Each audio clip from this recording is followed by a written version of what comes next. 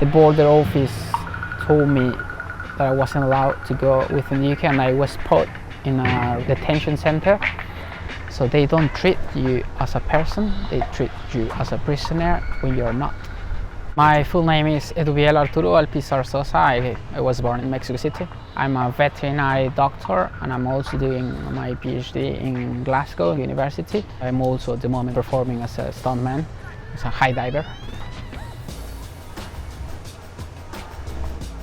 Now we are performing in Lowestoft in England with this beautiful weather. Which reminds me Glasgow, by the way. All right, come on. In this high diving, you're jumping from 27 meters. It takes around 3 seconds that you have in the air, and these 3 seconds, I always describe this time like the 3 seconds that you have for yourself, to enjoy yourself, but it's also the time you have to perform perfect, with accuracy, with beauty, and enjoy the time that you are there. And that's one of the best feelings that I had in my life. It's just when you reach the speed, when you're just flying, it's just amazing. You just really feel like a bird. I was doing high diving to fund my studies within Mexico City. In 2005, I was invited to compete against the 12 top high divers in the world. And I was one dive that I remember I had a kind of an accident that changed my life. It was triple reverse, and you know all the risks of hitting the water, not in a perfect vertical. But once I entered the water, as I was always performing in these small tanks that are 3 meters deep, we always stop very quick and we touch the bottom of the tank. Whereas in this high diving competition, it was in a river, which is like maybe probably deeper than 10 meters or maybe 20 meters depth. I didn't tie my legs. I was still going down, but my legs were open because of the resistance of the water. And that completely dislocated the joint of my hip. My internal organs were damaged. I wasn't sure if I was going to be able to walk again. It took me over a year to recover, to kind of walk again properly.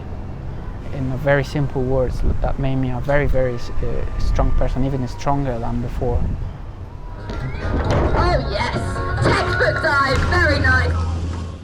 After my accident, the next step in my life was precisely my master's degree. So I always wanted to do my postgraduate studies in another language. In this case was English, and I received a reply from Glasgow before the replies I received also from London.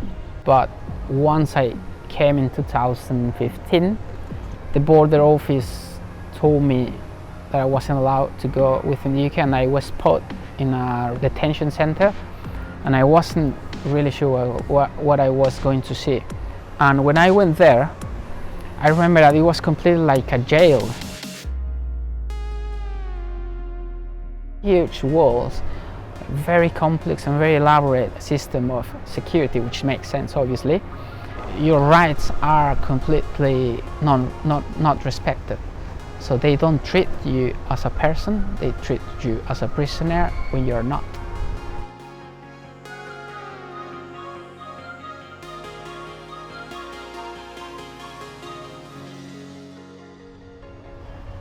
After being there, once I was in Glasgow, that was the first time I started running again after my accident. I ran my first half marathon, kind of became very passionate about the city. So Glasgow means a lot to me. When he dives, he will be reaching high speeds of 60 miles per hour and landing into the pool, which is only 3 meters deep. One of the things that I would like to share with people, always in my life, I was going to have the opportunity to show others that you never give up, no matter what. And you always hear that. It sounds like a cliche to hear that and just to repeat that.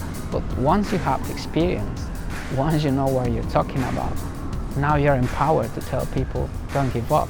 You can tell people, you can transmit those emotions about being depressed, being down, being in the bottom, being completely destroyed, physically and mentally, because I've been in both. Nonetheless, that's exactly the reason why I did so many risky things, because I knew that was going to make me stronger, and that's how I feel at the moment. Nonetheless, the stronger you are, I would say the wiser you become and the more humble person you discover in yourself.